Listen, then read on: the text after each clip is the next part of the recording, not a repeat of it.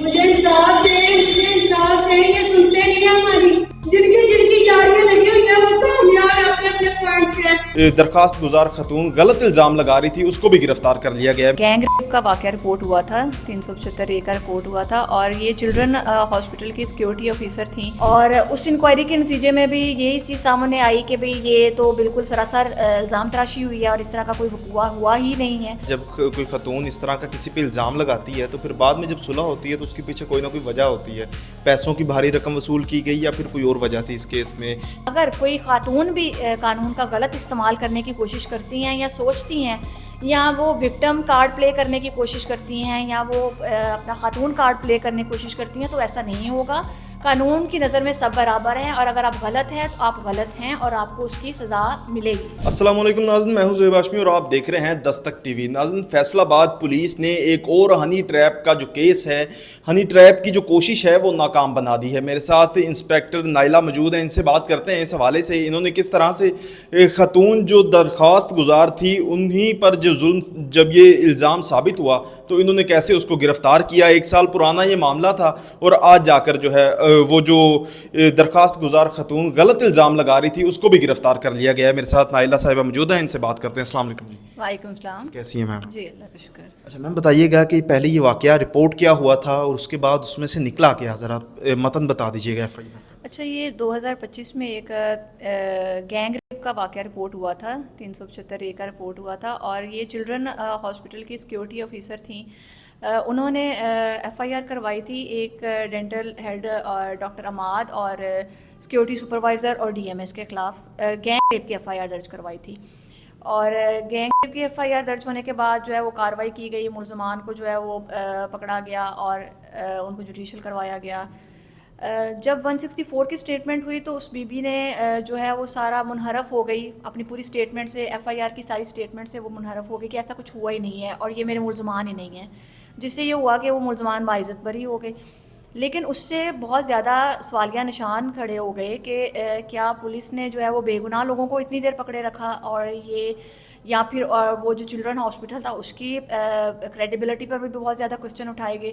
और उनकी एक इंटरनल इंक्वायरी टीम भी तश्कील दी गई जिसने उन मामले को जो है वो इंटरनली सारा इंक्वायर किया और उस इंक्वायरी के नतीजे में भी यही चीज़ सामने आई कि भाई ये तो बिल्कुल सरासर इल्ज़ाम तराशी हुई है और इस तरह का कोई हुआ ही नहीं है और चूँकि 164 की स्टेटमेंट भी सामने आ चुकी थी जो इसमें भी इस पूरे इंसिडेंट से जो है वो मुनहरफ हो गई थी, तो फिर एंटी रेप एक्ट के तहत जो है वो 22A के तहत उसके ख़िलाफ़ कार्रवाई की गई और उसको जो है फिर हमने अरेस्ट किया और उसको हवाला जुडिशल भिजवाया गया ताकि ये हनी ट्रैप की जो प्रैक्टिस है उसको ख़त्म किया जा सके और जो वाकई में जेन्युइनली खुदा न ख्वास्ता अगर कोई इस तरह का इंसिडेंट होता है तो उसको फिर हम अपने रिसोर्सेज को इस्तेमाल करके उसको इंसाफ दिलवाएं, ना कि इस हनी ट्रैप को इंटरटेन किया जाए। अच्छा मैम, बताइएगा कि इस केस में नॉर्मली देखा ये गया है जब कोई खतून इस तरह का किसी पे इल्ज़ाम लगाती है तो फिर बाद में जब सुलह होती है तो उसके पीछे कोई ना कोई वजह होती है, पैसों की भारी रकम वसूल की गई या फिर कोई और वजह थी इस केस में स्टेटमेंट चेंज करने की। देखिए, अपेरेंटली तो यही सामने आया है कि इसने भी जो है एक वो भारी रकम ही वसूल की है। अब दीगर स्टेटमेंट जो है वो कुछ भी हो सकती है कि मुझे एक्सप्लॉइट किया गया, मुझे थ्रेट किया गया, ये व्हाट्सोएवर ऐसा कोई सीन नहीं था। जो उसका जो मोटिव था वो यही था कि उसने एक अच्छी खासी जो है अमाउंट वसूल की है। जी अच्छा मैम, इस केस के दर्ज होते ही कुछ अरसे बाद ही एक CCTV फुटेज भी जो है वो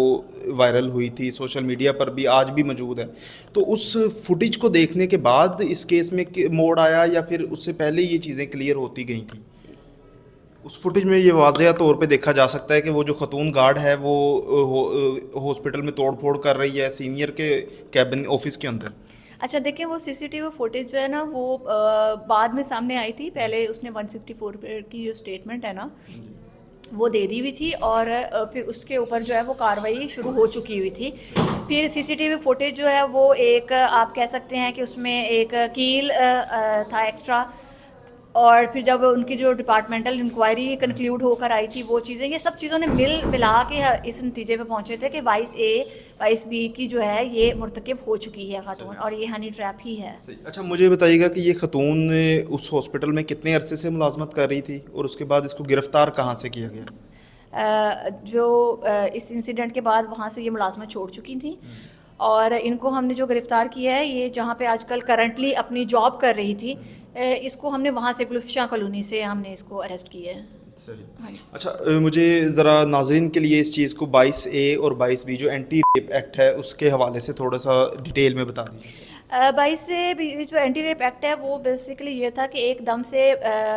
جو ریپ کیسز تھے بہت زیادہ رپورٹ ہونے لگ گئے تھے، اور جس سے جو تھا کہ پولیس کی کریڈیبلٹی کے اوپر بہت زیادہ کوسچن اٹھائے جا رہے تھے کہ پولیس اپنا کام صحیح سے سر انجام نہیں دے رہی، تبھی اس طرح کے کیسز جو ہیں وہ بہت زیادہ رپورٹ ہو رہے ہیں. لیکن بعد میں جب دیکھا گیا تو اس میں جتنے کیسز رپورٹ ہوتے تھے اس میں آلموسٹ 97% کیسز ایسے ہوتے تھے جو بعد میں اپنی اسٹیٹمنٹ سے ریزائل کر جاتے تھے، اپنی اسٹیٹمنٹ سے منحرف ہو جاتے تھے، جا کے 164 کی اسٹیٹمنٹ میں یا پھر کمٹمنٹ کر کے صلح نامہ کر کے ہمارے پاس آ جاتے تھے. تو اس چیز کو ختم کرنے کے لیے کہ یہ جو میلافائڈی ہو رہی ہے، یہ جو ہنی ٹریپ کا ایک سلسلہ چل پڑا ہے، اس چیز کو ختم کرنے کے لیے اینٹی ریپ ایکٹ جو ہے وہ انٹروڈیوس کروایا گیا اور اس کی امپلیمنٹیشن جو ہے وہ کی گئی. تو جس کے نتیجے میں یہ ہوا کہ اس طرح کے جو کیسز ہیں وہ بہت کم رپورٹ ہونے لگے، اور ہنی ٹریپ کے جو کیسز ہیں ان کے خلاف کارروائی جب سے شروع ہوئی تو یہ والے کیسز جو ہیں ان کی ریشو بہت زیادہ کم ہو گئی، جس سے پتہ چلا کہ پولیس جو ہے وہ اپنا کام جو ہے وہ صحیح طریقے سے کر رہی ہے. اور خدا نخواستہ اس طرح کے کیسز یا اس طرح کے معاملات اتنے زیادہ پاکستان میں ابھی تک نہیں ہوئے جینونلی. یہ جو سلسلہ ایک چل پڑا تھا، یہ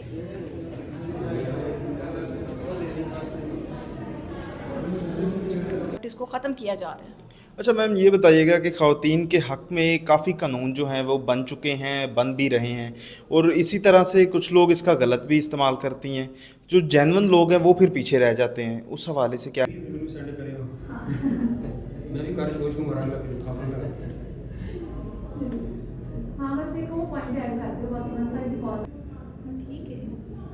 اچھا ایک اور FIR کا بھی ذکر کر دینا جڑی میرے خلاف سائمہ بی بی کے خلاف، ہم ان کی عزت کی حفاظت کے لیے کھڑے ہیں اور ان کے